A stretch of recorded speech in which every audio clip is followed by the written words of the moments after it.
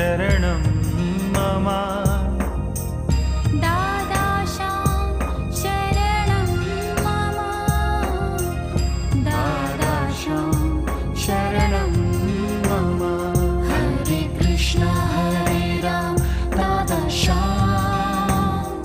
हरे कृष्ण हरे राम दादाशां हरे कृष्ण हरे ना हम ना हम, तू हो, हे भगवान तुम ही सब कुछ हो।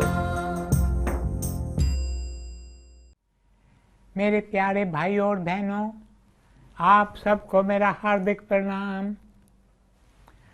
आज मैं आपको एक कृष्ण भक्त के बारे में बताने जा रहा हूँ। इस कृष्ण भक्त का नाम है बाबू। उसका जीवन बहुत निर्मल और पवित्र था। उसके दिल में भगवान श्री कृष्ण के लिए असीम भक्ति थी। एक दिन बाबू वृंदावन आता है। मेरे प्यारे भाई और बहनों, वृंदावन वह भूमि है जहाँ 5000 वर्ष पूर्व श्री कृष्ण श्याम सुंदर ने अपनी अद्भुत लीला दिखाई थी।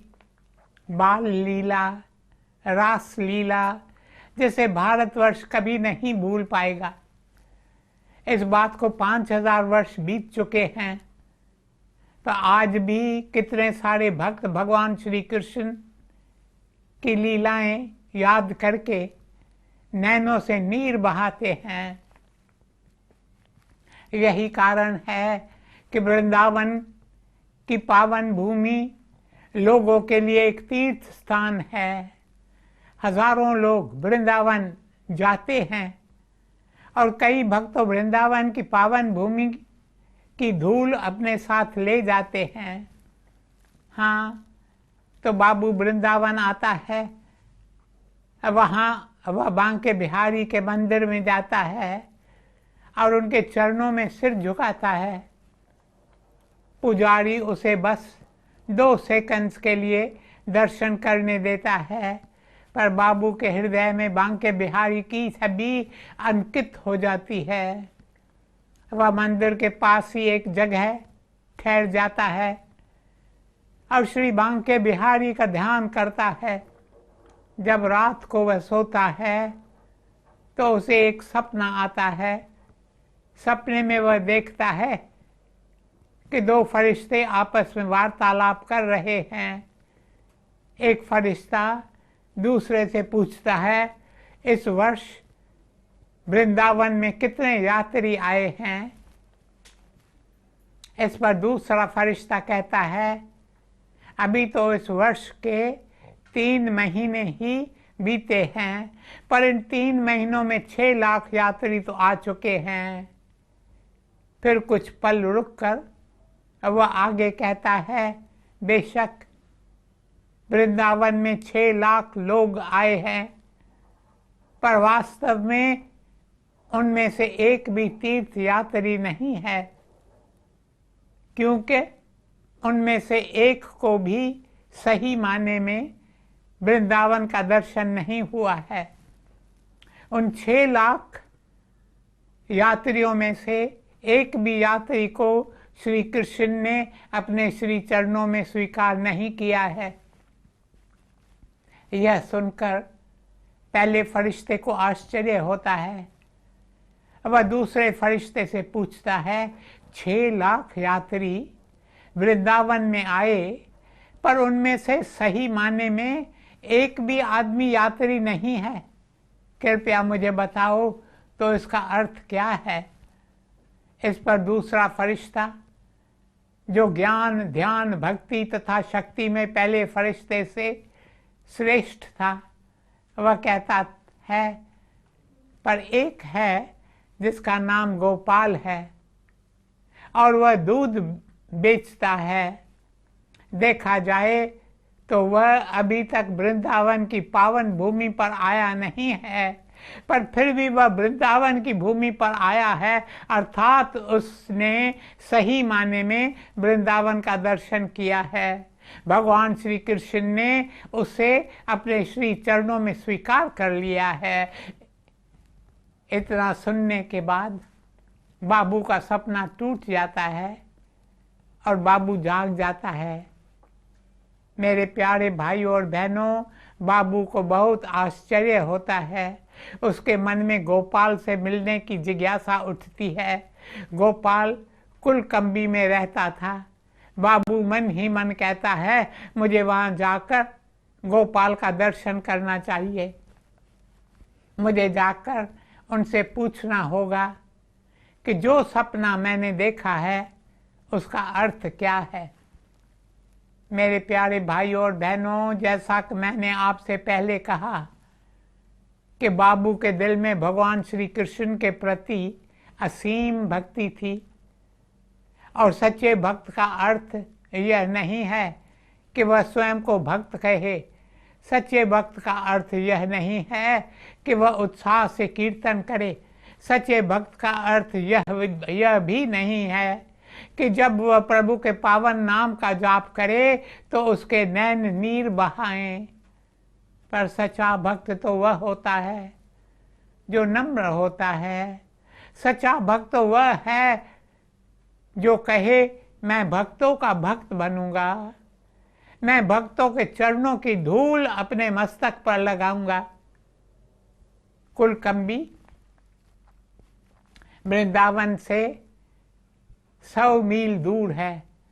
अब बाबू गोपाल से मिलने के लिए चल पड़ता है।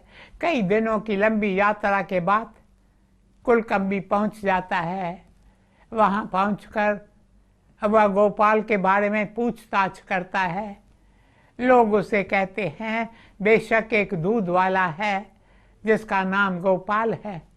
वह बड़ा ईमानदार है, सच्चा इंसान है, दूध में कभी पानी नहीं मिलाता। मेरे प्यारे भाइयों और बहनों, आजकल कई दूध वाले दूध में पानी नहीं मिलाते, पर आप जानते हैं वे क्या करते हैं? वे पानी में दूध मिलाते हैं। पर गोपाल न दूध में पानी मिलाता था, ना ही वह पानी में दूध मिलाता था। वह ईमानदारी से अपना काम करता था। उसकी छाछ में मलाई तैरती थी। दूर दूर से लोग गोपाल से दूध और छाछ लेने आते थे। हाँ, तो बाबू पूछताछ करके गोपाल के दुकान पर पहुंच जाता है। गोपाल लोगों को दूध बेच रहा था। वह एक एक व्यक्ति से प्यार से बोल रहा था। वह एक एक व्यक्ति को मेरे प्रिय कहकर पुकारता। बाबू उससे पूछता है, तुम सबको मेरे प्रिय क्यों कह रहे हो? इस पर गोपाल कहता है, मैं एक एक व्यक्ति में अपने श्याम सुंदर को देख रहा हूँ। एक एक व्यक्ति में मैं अपने प्रियतम, अपने प्रभु, अपने इष्ट देव का दर्शन करता हूँ। मेरे प्यारे भाइयों और बहनों, अब बाबू गोपाल से अपने सपने का वर्णन करता है। जैसे ही गोपाल वृंदावन शब्द सुनता है तो उसकी चेतन धारा ऊपर उठ जाती है। वह अपने शरीर की सुध बुध खो बैठता है। जब उसे होश आता है तो वह बाबू से कहता है, आओ मैं तुम्हें सपने का अर्थ बताता हूँ, पर तुम्हें थोड़ी देर रुकना पड़ेगा। मेरे पास 2 कलश दूध के बचे हुए हैं, ग्राहक खड़े हैं। मैं जल्दी से ये दूध बेचकर तुम्हारे साथ आराम से बैठता हूँ। बाबू उसकी बात मानकर बैठ जाता है। गोपाल के जब दूध के दोनों कलश खाली हो जाते हैं तो वह बाबू से कहता है, मेरे प्रिय, तुम्हें भगवान श्री कृष्ण के प्रति भक्ति है और मुझे भी उनके प्रति थोड़ी बहुत भक्ति है। शायद मेरे दिल में तुम्हारे जितनी भक्ति न हो, पर मेरे दिल में एक ही प्यास है कि काश एक भाग्यशाली दिन मैं भी अपने प्रियतम, अपने इष्ट देव, अपने प्रभु, अपने कृष्ण, अपने श्याम सुंदर के श्री चरणों में स्वीकार हो जाऊं। इसी विचार से मैंने कई बार सोचा है कि मैं वृंदावन जाऊं, पर वृंदावन यहाँ से 100 मील दूर है। मैं वहाँ जाने के लिए पैसे जमा करता रहा। मैं अपना धंधा ईमानदारी से चलाता हूँ, इसलिए मैं बहुत कम पैसे ही बचा पाता हूँ। मैं पूरे 30 साल पैसे बचाता रहा। 30 साल के बाद मैंने सोचा अब मेरे पास वृंदावन जाने के लिए काफ़ी पैसे जमा हो गए हैं, अब मुझे वहाँ जाना चाहिए। मुझे अब वृंदावन जाकर वो सारे स्थान देखने चाहिए जहाँ भगवान श्री कृष्ण अपनी लीला दिखाते थे। अब मुझे जाकर यमुना नदी का वो तट देखना चाहिए जहाँ श्याम सुंदर अपने होठों से बांसुरी लगाकर मधुर तान छेड़ते थे और गोपियों के साथ रास खेलते थे। मुरलिया बाजे रे जमुना के तीर, मुरली की धुन मेरो मन हर लीनो।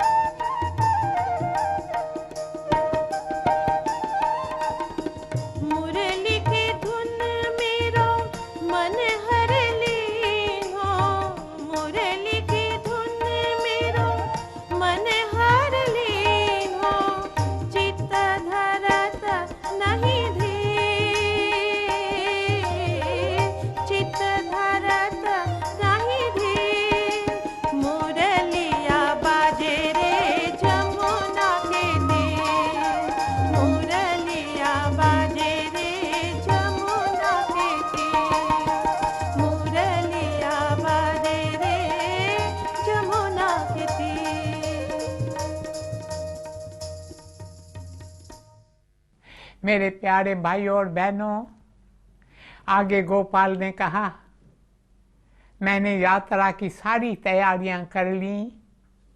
मेरा एक मित्र शहर जा रहा था।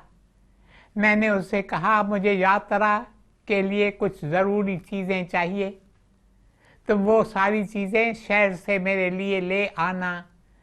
यात्रा पर निकलने से एक रात पहले मैं अपने मित्र से अपनी चीज़ें लेने जा रहा था। तभी मैं एक गली से गुजरा कि मेरे कानों पर एक आवाज़ पड़ी। यह आवाज़ नन्हे नन्हे बच्चों की थी जो कह रहे थे, माँ भूख लगी है, माँ माँ खिचड़ी कब तैयार होगी। जब ये आवाज़ें मेरे कान में पड़ी तो मैं अपने कदम आगे नहीं बढ़ा सका।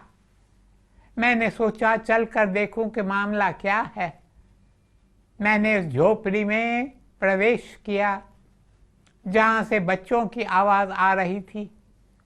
झोपड़ी टूटी फूटी थी, उसकी छत में कई छेद थे। जब मैंने अंदर प्रवेश किया तो देखा वहाँ एक महिला जो विधवा थी, उसके आसपास छोटे छोटे बच्चे बैठे थे। वही बच्चे बार बार कह रहे थे, माँ माँ भूख लगी है।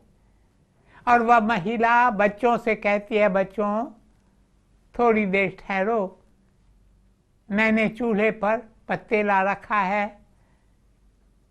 पतीले में चावल पक रहे हैं, जब खिचड़ी पक जाएगी तो मैं तुम्हें खिलाऊंगी।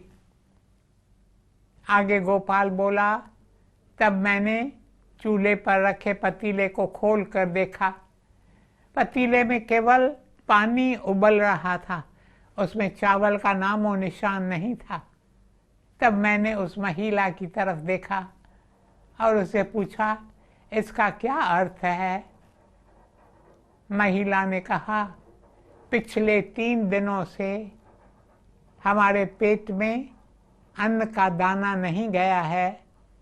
3 दिनों से मैं और मेरे ये बच्चे भूखे हैं। बच्चे बार बार कह रहे थे, भूख लगी है, भूख लगी है। इसलिए उन्हें सांत्वना देने के लिए मैंने पतीले में पानी डालकर चूल्हे पर रख दिया। ये बच्चे इसी तरह पुकार पुकार आखिरकार सो जाएंगे। पर मुझे पूरा विश्वास है कि मेरे प्रभु, मेरे श्याम सुंदर मुझे इस तरह बेसहारा नहीं छोड़ेंगे। वे अवश्य ही आकर मुझे संभालेंगे। वे अपनी कृपा से मुझे अवश्य अन्न भेजेंगे, जिसे पकाकर मैं अपने मासूम फूल से बच्चों को खिलाऊंगी। मेहरबान मेहरबान साहिब मेरा मेहरबान, जीव सगल को देह दान।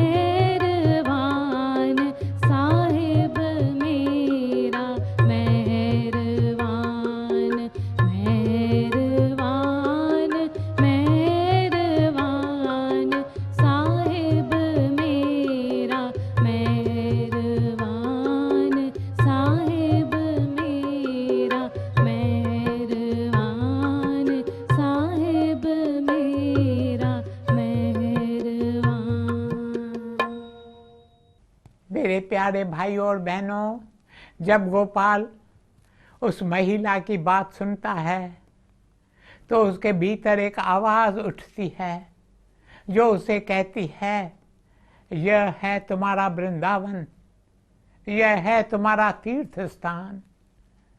पिछले 30 वर्षों में तुमने जो पैसे जमा किए हैं उन्हें यहीं खर्च कर दो।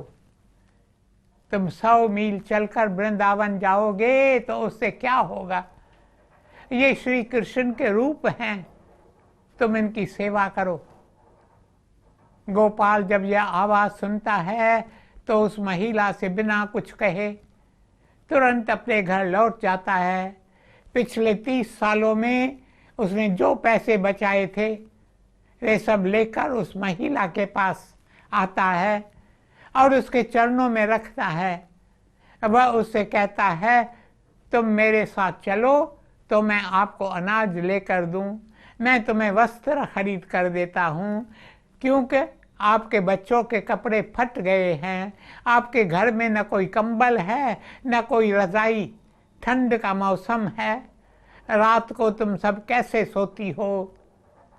मैं तुम्हें सारी चीज़ें खरीद देता हूँ।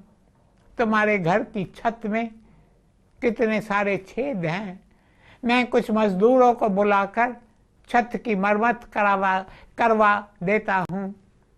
फिर गोपाल ने कहा, मैंने अपने 30 साल की बचत पूंजी से एक फूटी कौड़ी खर्च नहीं की। वह सारी पूंजी जब मैंने विधवा के चरणों में रखी, उस समय मेरे प्रिय बाबू, मेरा श्याम सुंदर मेरे पास आया। होठों से बांसुरी लगाकर वह एक ही गीत गा रहा था, गोपाल पूरन तेरी आस, मैं तो तेरे पास। गोपाल पूरन तेरी आस, मैं तो तेरे पास। गोपाल पूरन तेरी आस, मैं तो तेरे पास। उसके बाद श्याम सुंदर ने मुझे अपने सीने से लगा लिया। उस समय जो हुआ उसका वर्णन मैं किन शब्दों में करूं? गोपाल ने कहा, उस समय मेरी आंखों से सारे पर्दे हट गए और तब मैंने प्रभु की रास लीला देखी। वे यमुना नदी के किनारे गोपियों के साथ रास लीला खेल रहे थे। उस समय मुझे वृंदावन की पावन भूमि के सारे स्थान भी दिखाई पड़ी। आगे गोपाल कहता है, बाबू मैंने जो देखा उसका सारा वर्णन मैंने तुम्हें सुना दिया। मेरे प्यारे भाइयों और बहनों, अब समय समाप्त हो रहा है, इसलिए आज बस इतना ही। इस सुंदर दृष्टांत से हमें शिक्षा मिलती है कि हम सब भी इस पृथ्वी पर यात्री हैं। हम यहाँ सदा के लिए रहने वाले नहीं हैं। इसलिए हमें सदा दूसरों की सेवा करनी चाहिए। हम दुखियों, दरिद्रों, पशु पक्षियों, सभी प्राणियों में ईश्वर का रूप देखकर उनकी सेवा करें और अपना जीवन सफल करें। ओम शांति शांति शांति।